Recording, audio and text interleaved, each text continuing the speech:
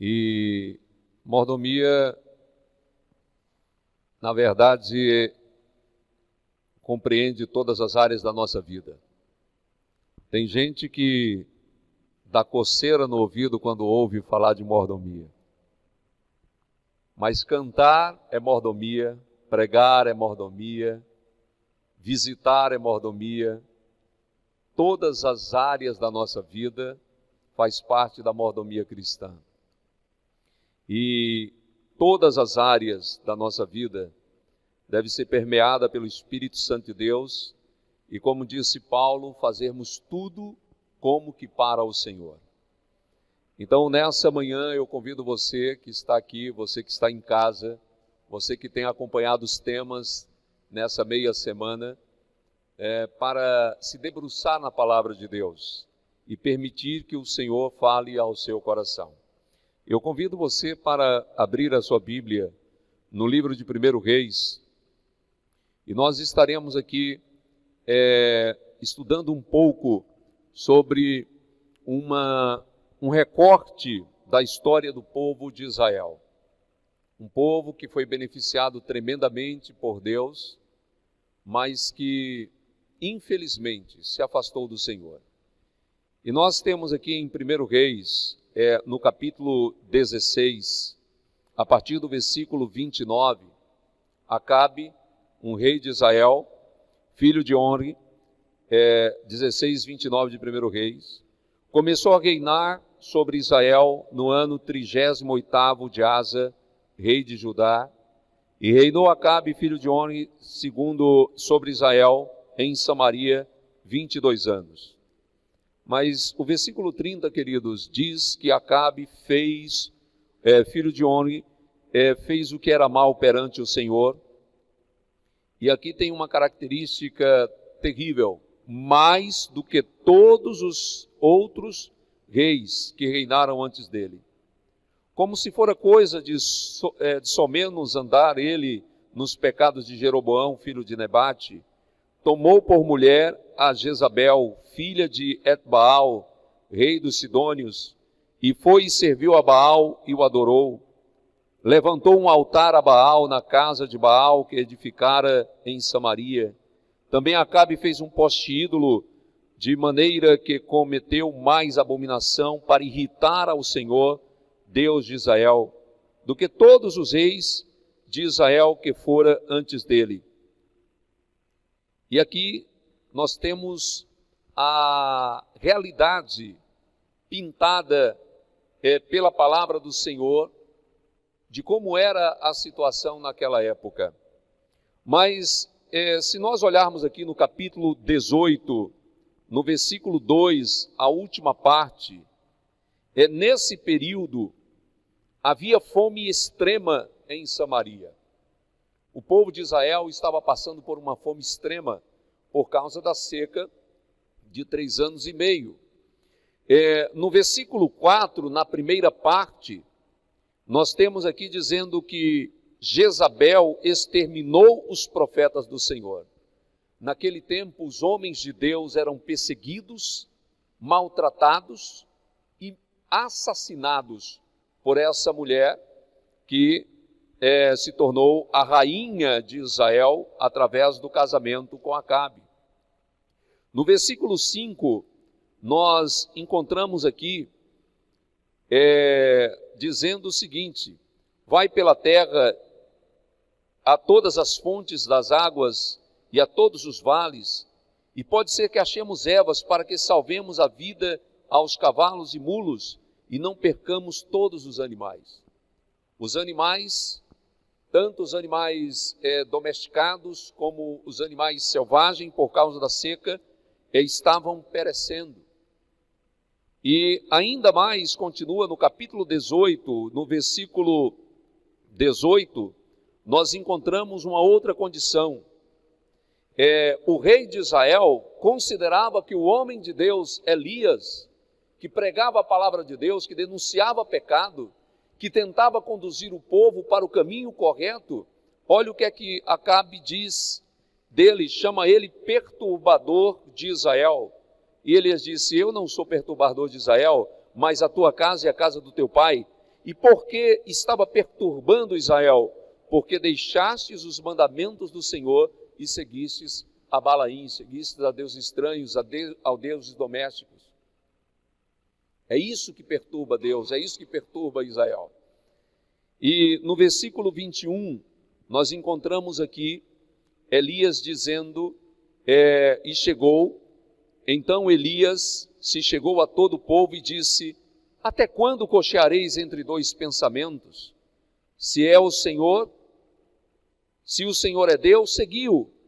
Se é Baal, seguiu. Porém o povo nada lhe respondeu. Um povo sem sensibilidade espiritual.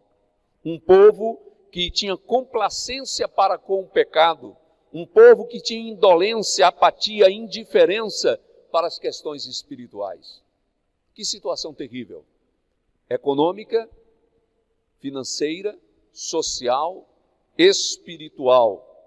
Mas o texto continua dizendo no capítulo 18, no versículo 30, encontramos que, então disse Elias a todo o povo, chegai-vos a mim.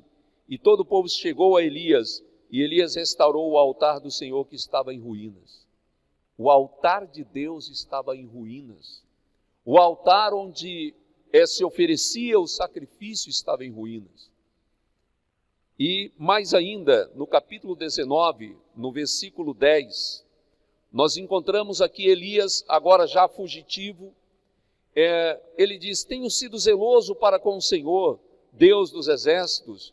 Os filhos de Israel deixaram a tua aliança, derribaram os teus altares e mataram os teus profetas à espada, e eu fiquei só, e ainda procuram matar-me. Então o profeta estava com um sentimento de que tinha malhado em ferro frio, tinha nadado e possivelmente morrido na praia, como dizemos aqui. Que situação caótica. Os filhos de Israel, aquele que o Senhor chamou pelo teu nome, aquele que o Senhor fez aliança, deixaram o Senhor e derrubaram os altares, mataram os teus servos. E ainda no capítulo 19, versículo 18, nós encontramos Deus dizendo a Elias, também concebei em Israel 7.000. Embora houvesse o caos instalado quase na sua totalidade, Deus está dizendo, eu tenho o meu remanescente, eu tenho o meu fiel. E talvez, querido irmão, você que está nos vendo, nos assistindo, talvez os altares de adoração a Deus na sua vida, na sua casa, tenham sido derribados. Talvez você tenha sido esse que se afastou do Senhor, que abandonou os mandamentos de Deus, tem ido por caminhos que não são os caminhos do Senhor. Só você sabe, só eu sei. Estou aqui de paletó, estou pregando, e a reputação é de um homem santo. Mas Deus conhece o meu interior. Talvez você aí tem cargo na igreja, exerce um ministério e Deus conhece. Deus sabe na intimidade como está o nosso coração. Se não está acontecendo apostasia em nossa vida, se a fidelidade não tem sido ameaçada, se não tem sido uma fidelidade por inteiro. Talvez você tenha essa sensação também de Elias, que diz, eu estou lutando sozinho, eu estou convocando sozinho a igreja para a santidade, tenho convocado sozinho, Senhor, a minha família para a santidade, e talvez não tenha conseguido êxito. Mas aqui, o que Deus diz para Elias no versículo 18, Elias, eu sei. Elias, eu conheço. Elias, eu estou presente. Eu sei de tudo o que se passa. E esse é um preâmbulo, mas queridos, até chegar esse momento final que Elias está fugitivo, Elias vai adiante do rei e ele denuncia os pecados de Acabe. Aparece como do nada, no capítulo 18, no capítulo 17, versículo 1, então Elias, o tesbita, dos moradores de Gileade, disse a Acabe, tão certo como vive o Senhor Deus de Israel, perante cuja face estou, nem orvalho, nem chuva haverá nestes anos, segundo a minha palavra. E aí Elias fala, e aí tem todo esse contexto, porque ele fala isso, porque o povo havia abandonado a Deus, tudo que falamos, e a terra começa a padecer tudo que nós falamos em termos econômicos, seca, morte de animais, falta de alimento, e o caos estava instalado por causa da idolatria, pelo afastamento dos caminhos do Senhor. Mas aqui, Elias é mandado por Deus para o ribeiro de Querite, e ali ele passa sendo alimentado por providência de Deus por corvos, bebendo da água do ribeiro. Mas você conhece a história, e se não conhece, convido você a ler essa história maravilhosa nos capítulos 17 até o capítulo 20 do livro de 1 Reis. E ali Elias passa um certo tempo, a Bíblia não diz quanto tempo, mas o ribeiro seca e Elias é mandado para um exílio. E esse é o cerne da nossa mensagem de hoje. O exílio de Elias em Sarepta. E no capítulo 17, acompanhem comigo, no versículo 8, diz: então lhe veio a palavra do Senhor dizendo, em tempos de crise, em tempos de infidelidade, em tempos de apostasia, Deus está querendo falar com o seu povo. Deus está querendo falar com o seu servo, a sua serva, que se coloca na presença do Senhor, conforme Elias disse, o Deus em cuja presença estou. Então não importa a situação da congregação onde você vive, da sua família, a sociedade pode ser Gomorra, pode ser Sodoma, mas se você e eu nos colocarmos na presença de Deus e buscar o Senhor com sede, com fome, Ele se revelará e a sua palavra encontrará a vez em nossa vida. Amém? Então aqui nós temos um homem no meio do lodo, mas a palavra de Deus ele conseguia ouvir. E Deus quer que essa experiência seja a minha e a tua experiência. Ninguém pode estar ouvindo a palavra de Deus, mas Deus quer falar com você. Deus quer falar com você que está em casa. Precisamos buscar essa sintonia. Precisamos nos sujeitar na presença de Deus, e isso faz parte da mordomia cristã. A comunhão com o autor de todas as coisas, com o provedor de todas as coisas, com o meu Criador, com o meu Deus. Eu preciso ouvir a voz desse Deus. Eu preciso ouvir pessoalmente. Tem muita gente que está em aperto, e será o tema de amanhã. Tem muita gente que está em aperto porque não está tendo mais culto na igreja. Não estava tendo mais culto na igreja. Porque só comia comida terceirizada. Só era alimentado de maneira terceirizada, não tinha experiência viva com Deus. Mas aqui nós temos Deus dizendo, eu quero enviar a minha palavra. E a palavra do Senhor veio a Elias. Há um Deus que fala, há um Deus que se revela. E no versículo 9, a palavra começa Deus dizendo para ele, dispõe-te e vai a Sarepta, que pertence a Sidom, e demora-te ali, onde ordenei a uma mulher viúva que te dê comida. Há um Deus que dirige no meio do caos, mas ali tinha um homem que dependia de Deus. Deus não prometeu carro, não prometeu casa própria, mas disse, eu vou te dar o básico, eu vou te dar comida e vou te dar água. Então você vai nessa direção. É impressionante, Deus quer guiar a nossa vida individualmente como povo. Precisamos permitir que Deus faça essa obra em nossa vida. Queridos, Por que tanto desgoverno? Por que tanta tragédia em relacionamentos? Porque eu quero escolher o homem ou a mulher conforme o meu gosto. Por que tanta saúde desajustada? Porque eu quero escolher o alimento conforme o meu gosto. Porque tanta vida desordenada, igrejas desordenadas onde não há paz? Porque o Senhor Deus não é quem determina. Não é o Senhor Deus quem direciona. E precisamos permitir que Deus seja Deus em nossa vida. Precisamos permitir que Deus nos dirija à bênção para saciar a nossa necessidade. E Deus disse a Elias: você vai para um lugar improvável. Mas não teria em Israel, não tem 7.000 que não dobrou os seus joelhos? Mas Deus disse: você vai para Sarepta.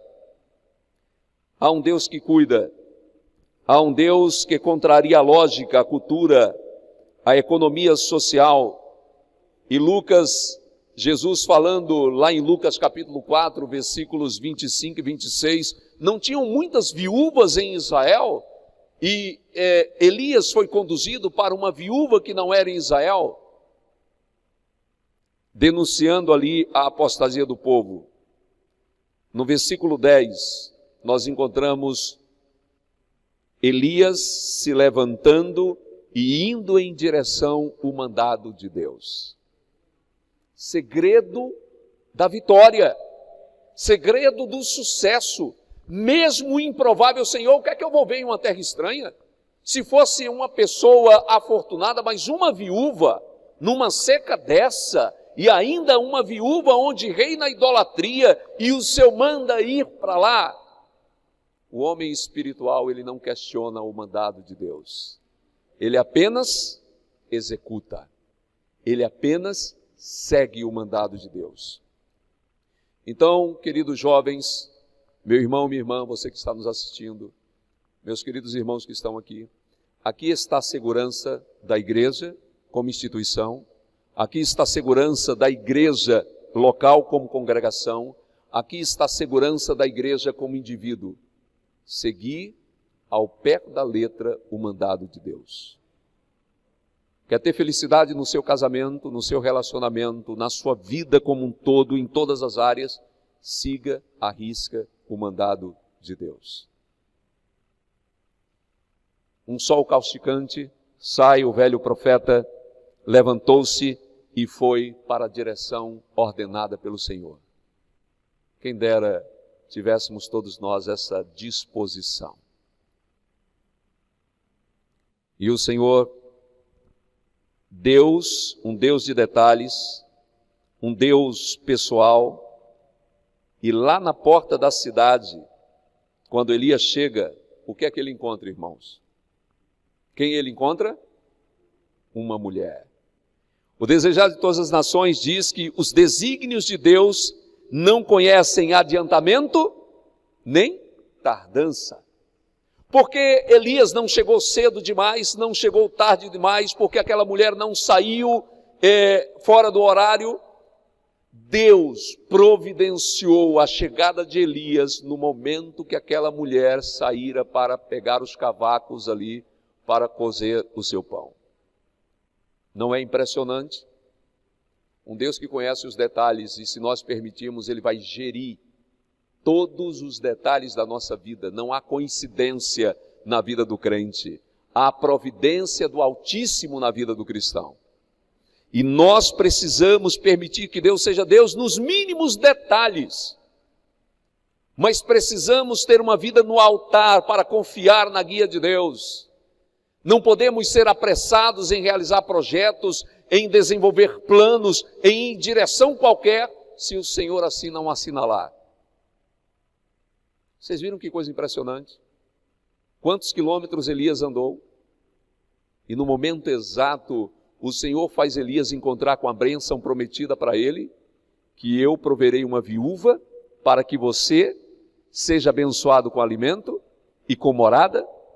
E para a viúva, diz a revelação, que Deus mandaria ali uma providência para ela, e nós vamos ver aqui na revelação. Elias ele creu na promessa que lhe fora feita. E aí, no versículo 11, indo ela a buscá-la, não, aqui no versículo 10, a última parte. Então chamou Elias e disse, olha, peço-te uma vasilha de água a beber. E indo ela a buscar, versículo 11, ele a chamou e lhe disse, traz-me também um bocado de pão na tua mão. O que foi que Deus prometeu para Elias lá no Ribeiro de Querite? Comida. Não prometeu água, prometeu comida. E ele estava com sede por causa da viagem, creio eu, o sol causticante, então a sua necessidade imediata era água. Não, mas Deus também prometeu comida. Então, se essa é a mulher, eu vou pedir comida, porque eu creio na palavra do Senhor, o meu cuidador, o meu pastor que me trouxe no colo. E o que é que acontece? Ele pede comida para aquela mulher, porque ele creu na promessa. Então não tenha medo de cobrar Deus das suas promessas. Não tenha medo de pedir a Deus que realize o seu plano em sua vida. Deus faz a promessa e, como disse Josué, em todas as boas promessas que o Senhor nos fez, não falhou em uma sequer. Aleluia! Louvado seja o Senhor. Então ele creu na promessa que lhe fora feita, mas ele pedindo comida, ele estava fazendo o quê? Mexendo, entre aspas, na ferida daquela mulher. Mexendo na sua angústia, na sua tristeza, na sua incapacidade, no seu desespero. Ele estava pedindo a comida para aquela mulher. E Deus começou e queria tratar aquela mulher, e quer tratar você, quer tratar a mim, no nosso desespero, na nossa necessidade, na nossa incapacidade, na nossa angústia. E Ele manda os seus servos. E diz a palavra que a necessidade mais severa daquela mulher era alimento. No versículo 12, nós temos várias lições. Porém, leia aí por favor. Ela respondeu, tão certo como vive o... Aleluia! Nós estamos falando de quem aqui, irmãos? De uma, entre aspas, pagã. Jezabel era dos sidônios. Uma mulher referência de paganismo, de idolatria, que levou à ruína uma nação. Mas Deus conduziu para Sidom, para mostrar que mesmo naquele lugar, Deus tinha os seus. E aquela mulher disse, olha, eu sei que há um Deus em Israel. Eu sei que há um Deus. A palavra dela diz, tão certo como vive o Senhor, teu Deus, eu reconheço. E olha o que é que diz aqui a revelação profética, em Profetas e Reis, página 62. Essa mulher não era israelita, jamais havia ela tido os privilégios e bênçãos que o escolhido povo de Deus desfrutava, mas era uma crente no verdadeiro Deus. Aleluia! E tinha andado em toda a luz que brilhava em seu caminho. Essa mulher se apegava a essa luz e reconhecia o verdadeiro Deus. E agora, quando não havia segurança para Elias nas terras de Israel, Deus o enviou a esta mulher a fim de receber asilo em seu lar. Essa mulher, ela era sincera, irmãos. Ela era sincera em todos os detalhes. Ela apresentou ao profeta tudo que ela tinha. E onde é que está dizendo isso? Ela diz aqui no versículo 12, nada tenho cozido, a minha geladeira está vazia, eu não tenho dinheiro na conta no banco, o meu cartão de crédito não tem limites, eu não tenho, as panelas estão vazias, o meu armário está vazio, eu não tenho nada cozido. Aprendamos a apresentar a Deus a realidade. Na confissão de pecados, vamos tirar aquela maquiagem, vamos tirar aquela despir-nos das nossas vestes diante de Deus e contar para Ele a realidade. E aquela mulher falou, e a prova é que diz o texto, eu não tenho nada na panela, não tenho nada cozido, eu só tenho um pouco de farinha e um pouco de azeite na botija, e vê aqui, apanhei 2 cavacos. A mulher argumenta em favor da sua sinceridade. Olha, profeta de Deus, se eu tivesse muito alimento, eu iria pegar um feixe de lenha, mas estou pegando apenas 2 cavacos, porque o que eu tenho, praticamente não vou necessitar de quase fogo nenhum, só isso aqui basta. Nos seus planos havia chegado o fim. A palavra diz aqui que essa mulher, ela disse, eu vou preparar esse resto de comida para mim e para o meu filho, vamos comê-lo-emos e morreremos. Nos seus planos ela disse, hoje é o the end, hoje é o game over, acabou tudo. Nós vamos morrer, porque não temos mais comida. O seu filho, se você continuar lendo o texto, vai ver que posteriormente o filho dessa mulher morre e Elias ressuscita, mas era um menino pequeno, porque ela traz o menino nos braços e entrega para o profeta, não é o tema de hoje. Mas nesse lar afligido pela pobreza, diz Patriarcas e Profetas, Profetas e Reis, página 62, nesse lar afligido pela pobreza, a fome apertava excessivamente, o alimento lastimosamente escasso parecia estar por acabar-se. A chegada de Elias, mesmo no dia em que a viúva temia ter que abandonar a luta pelo sustento, provou ao máximo a sua fé no poder de Deus, do Deus vivo. E é na tua necessidade, é no leito de dor, é lá no fundo do poço, talvez a saúde, talvez financeiramente, talvez no relacionamento, que Deus vai começar a provar a você para dar o livramento. Então, quanto mais apertar a situação, mais creia em Deus. Quanto mais difícil for, mais creia em Deus. E provou ao máximo a fé daquela mulher no Deus vivo para suprir suas necessidades.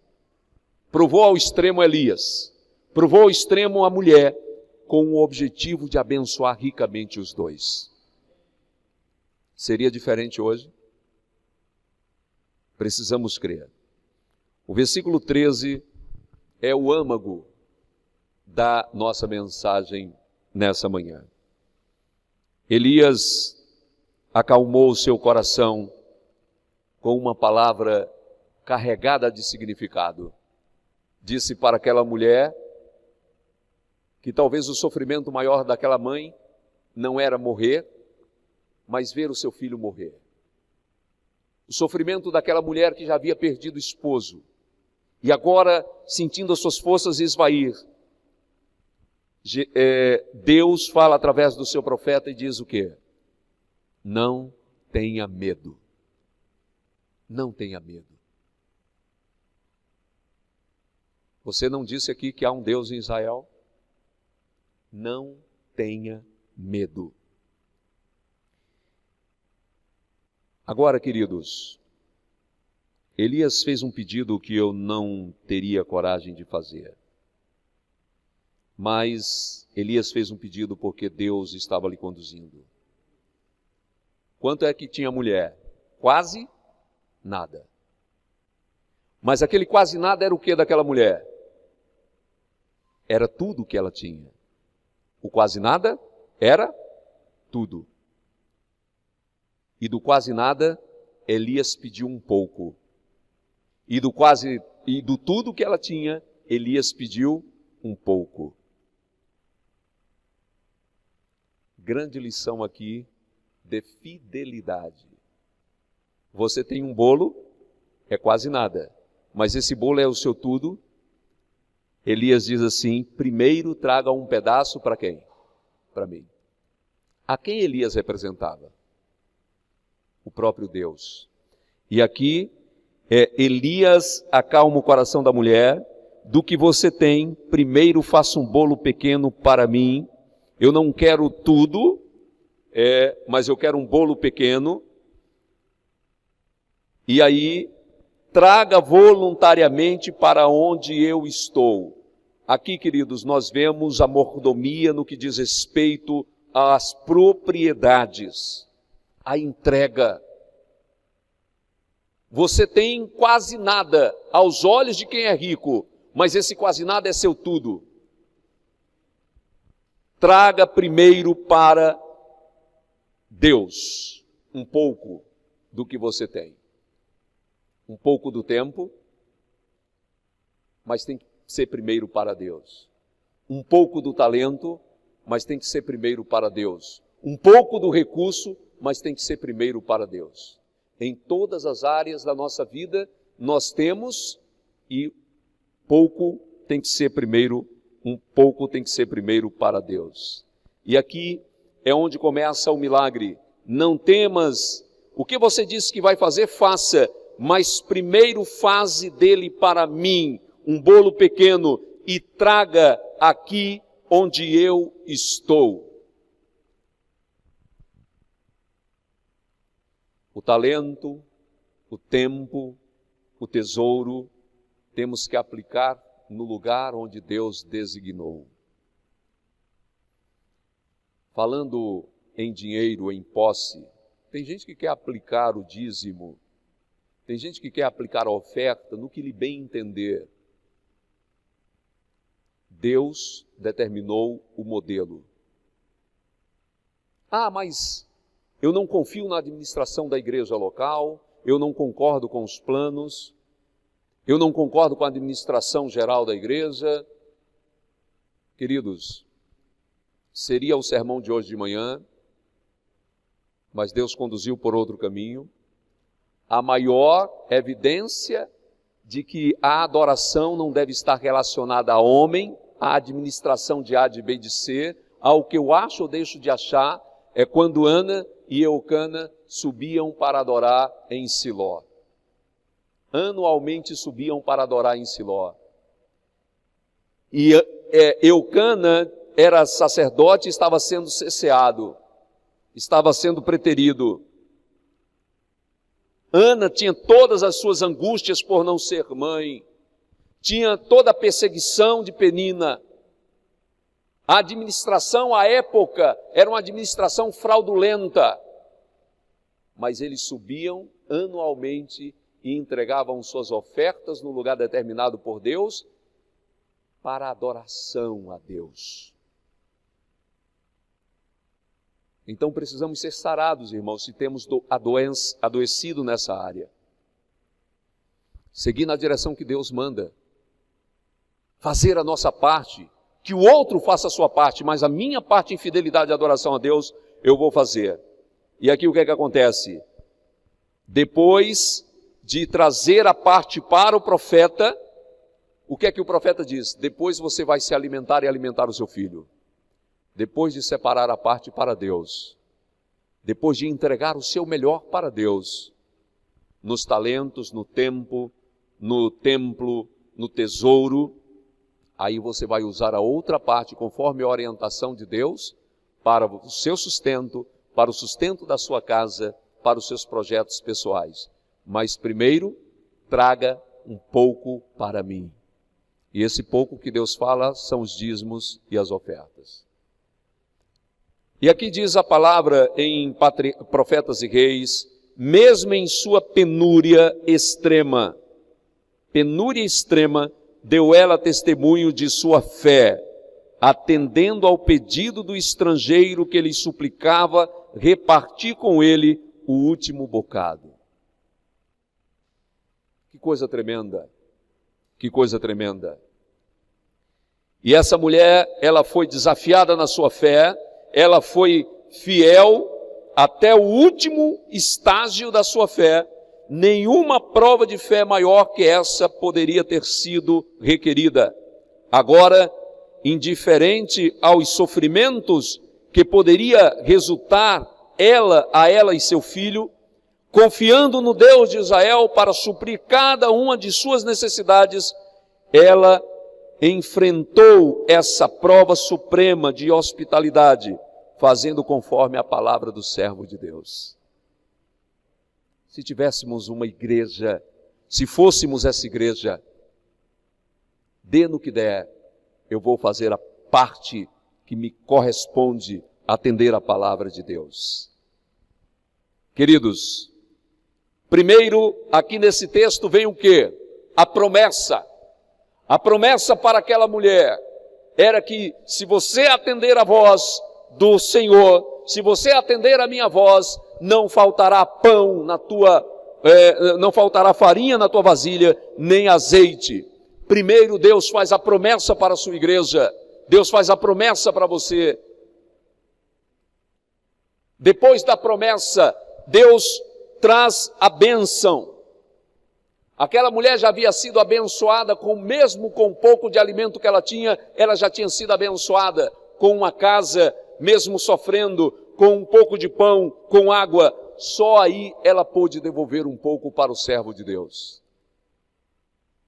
Ela recebeu a promessa, ela recebeu antecipadamente a bênção, porque ela estava tendo o seu alimento, agora ela devolve, ela pode doar daquele pouco que ela tem, e agora, depois que ela é fiel no pouco que ela tem, o que foi que ela recebeu? Uma bênção recalcada, sem medida, transbordante, uma bênção que mente humana não pode conceber. Você entendeu como é o processo de Deus?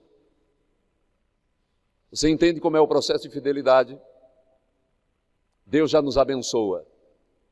Ele nos dá promessas, seja fiel, provai, e rogue se eu não vos abrir o celeiro dos céus. Devemos deixar a mediocridade e saber que tudo pertence ao Senhor. Que o Senhor é esse Deus que cuida, esse Senhor que dirige, esse Senhor que quer se manifestar em nossa vida, quer nos fazer ver a sua glória, a sua providência. Precisamos ser esse homem chamado Elias, precisamos ser essa viúva chamada de Sarepta nos dias de hoje. Ser dirigido pela palavra do Senhor e ser fiel ao extremo a essa palavra, mesmo que minha vida e a vida dos meus estejam em risco, mesmo que falte mantimento, eu serei fiel no pouco. Do tudo que eu tenho, eu serei fiel. Queridos, e a palavra, para concluir, a palavra termina. Deixei o celular aqui, eu tenho que ler um texto. E a palavra termina de maneira tremenda. A dúvida a gente tira na saída, irmão. E aqui nós temos a continuação do texto. Depois fará para ti mesmo e teu filho, versículo 14, porque assim diz o Senhor Deus de Israel, a farinha da tua panela não se acabará, e o azeite da tua botija não faltará, até o dia em que o Senhor fizer chover sobre a terra. Foi ela e fez segundo a palavra do profeta, foi ela e foi obediente à palavra de Deus. Assim comeram ela e a sua casa muitos dias. Da panela a farinha não se acabou, e da botija o azeite não faltou, segundo a palavra do Senhor por intermédio de Elias. Aleluia! Louvado seja o Senhor. Nesse mundo podemos passar privações, podemos passar apertos, mas o Senhor nos fará andar pelos altos da terra. Teremos coroa de ouro, teremos rua de ouro, teremos uma mansão não construída por mão de homens, mas a mansão construída pelo nosso próprio Deus. E precisamos aquecer o nosso coração com essas promessas. Enquanto estamos aqui como forasteiros, precisamos crer na palavra do Senhor, crer na sua soberana palavra e ser fiel a essa palavra. E o Senhor disse, ser fiel até a morte e dar-te-ei a coroa da vida. Você aqui tem uma coroa, como diz lá em Apocalipse capítulo 3, e você se assentará comigo no meu trono. Você já foi convidado por algum presidente para se assentar na cadeira dele? Já recebeu a autoridade de rei nesse mundo? pois essa é a promessa que Deus faz para todos aqueles que nele creem. E eu quero finalizar, queridos, com um texto que tem no livro O Grande Conflito, na página 460, que diz o seguinte: devemos escolher o direito porque é direito, e com Deus deixar as consequências. Sejamos fiéis, irmãos. Não importa o custo, sejamos fiéis. Se é para ir para a fogueira, sejamos fiéis. Se é para ir para a prisão, sejamos fiéis. Se é para ser desprezado pelos amigos e familiares, sejamos fiéis. Porque o verdadeiro evangelho é loucura para aqueles que não creem. É loucura para o homem comum. Mas para aquele que crê, é a manifestação da glória do Senhor. E Deus quer revelar essa glória na tua vida. Deus quer ungir a tua mente com o óleo sagrado do Espírito Santo. Deus quer fazer o seu coração transbordar de alegria em adorar esse Deus. E eu convido você, meu irmão, que está aqui na igreja, a você, minha irmã, e a você, meu irmão, minha irmã, que está em casa. Não sei qual dia você vai assistir esse vídeo, se está assistindo hoje, se vai assistir outro dia. Mas eu quero convidar a você para fazer um pacto de fidelidade com Deus. Nas mínimas coisas e nos mínimos detalhes. Somente a palavra. Guiados pela palavra, reavivados pela palavra, alimentado pela palavra, dirigido pela palavra. Quer você dar lugar à palavra de Deus? Eu vou pedir a você que faça uma análise da sua vida agora. Você sabe onde você está sendo infiel. Talvez está sendo infiel no relacionamento com sua esposa, com seu esposo, com seus filhos. Talvez está sendo infiel onde ninguém suspeita, onde ninguém vê, mas Deus vê. E Ele quer tratar você nesse quadro triste, deplorável, nesse quadro que te amargura. Talvez você não tenha conseguido mais ler a Bíblia, você não consegue mais orar, mas Deus, nesse dia, nesse momento, Ele quer tratar com você. Talvez você está sendo infiel nos dízimos e nas ofertas. Ninguém sabe, mas você e Deus sabem. Talvez você está sendo infiel em cumprir os horários e a produção na empresa onde você trabalha. Está fazendo corpo mole, como diz o pessoal lá para o sertão, está cozinhando o galo em água fria. Que você possa dar o seu melhor para a honra e glória de Deus. Que possamos entregar do nosso pouco o tudo, e do nosso tudo um pouco para Deus. Onde é que há infidelidade na tua vida, meu irmão, minha irmã? Jovem, onde é que há infidelidade na tua vida? Você que está me assistindo, onde há infidelidade, onde há desespero, Deus é poderoso para fazer muito mais do que pensamos ou pedimos. E sabe, não queira mudar para vir a Jesus. Venha a Jesus do jeito que estás. Reconcilie-se com Ele. E Ele diz o seguinte: aquele que vem a mim, de maneira nenhuma lançarei fora. Você quer se reconciliar com Deus? Quer fazer um voto de fidelidade? Quer se apoderar da graça salvadora, da graça redentora, da graça capacitadora para ser um crente fiel? Eu convido você que está em casa a ficar em pé, ou que se quiser se ajoelhar. E nós que estamos aqui vamos nos ajoelhar e vamos fazer uma oração de reconsagração, de entrega. Porque é tempo de ser fiel, é tempo de nos entregar ao Senhor.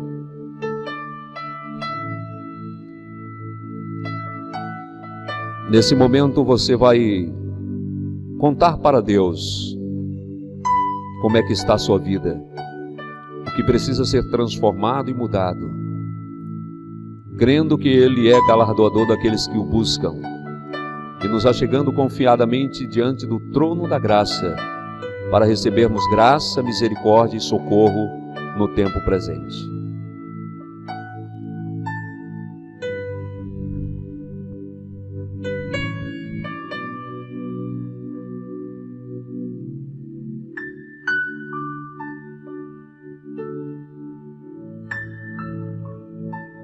Pai de amor, muito obrigado por tua palavra salvadora. Muito obrigado porque o Senhor nos atrai com cordas de amor. Muito obrigado, Senhor, porque nesse momento, mais uma vez, o Senhor não considera a nossa infidelidade e estende o teu braço para dizer: filho, eu quero te retirar do tremedal de lama, eu quero te retirar do poço da perdição, eu quero colocar-te sobre a rocha firme, eu quero trocar essa veste amarrotada pelo pecado, pela lama desse mundo, pela infidelidade, e quero colocar uma veste de festa. Eu quero trocar os prantos dos teus lábios por hinos de louvores. Ó Deus, realiza essa obra em nossa vida. Bendito seja o Senhor, o Deus da nossa salvação. Bendito seja o Senhor, que ergue-se do seu trono, estende o teu braço para atender o aflito nesse momento, para atender o necessitado. A tua palavra chega a nós nesse momento como palavra poderosa, gloriosa, como palavra transformadora, como palavra que diz: filho, ainda que a figueira não floresça, que a vide não dê o seu fruto, se alegre em mim, que sou Deus da tua salvação. Ó Deus, transforma-nos, ó Deus, para a glória do teu nome. Opera em nós o teu querer e o teu efetuar. Que haja em nós o mesmo sentimento, o mesmo pensamento que houve no nosso amado Jesus. Ó Pai, batiza-nos com teu Espírito mais uma vez e transforma o nosso coração para a glória do Senhor. Restaura, Senhor, a tua imagem perdida. Restaura a tua imagem, a tua semelhança em nós. Que possamos te adorar com pouco e com muito. Que possamos te adorar com quase nada que temos, mas adorar ao Senhor com sinceridade. Aqui, ó Deus, rasgamos os nossos corações diante da tua presença, como Ana estava chorando diante do Senhor, dizendo das nossas angústias, das nossas decepções conosco, com as nossas realizações malfadadas. Mas queremos levantar dessa oração justificados em nome de Jesus, transformados pelo poder da tua glória, pela tua graça. Abençoa cada família aqui representada, cada irmão que nos ouve, que nos assiste, cada irmã que chora nesse instante. Que o lenço do céu enxugue essas lágrimas. Que as mesmas palavras ditas pelo profeta de Deus: não temas, seja ouvida agora por nossos corações. Ao levantarmos, ó Pai, e levantemos transformados, reavivados, certos de que somos aceitos no amado. Oh, aleluia, louvado seja o Senhor. Porque o Senhor não considera as nossas faltas, mas nos oferece perdão de todo e qualquer pecado nesse momento. Restaura os casamentos, ó Deus. Restaura a unidade da tua igreja. Restaura o teu ministério pastoral. Restaura o ministério dos anciãos, dos demais líderes. Ó Deus, restaura a tua igreja, aviva a tua obra, ó Senhor, em toda a terra, para a glória do teu nome, em nome de Jesus.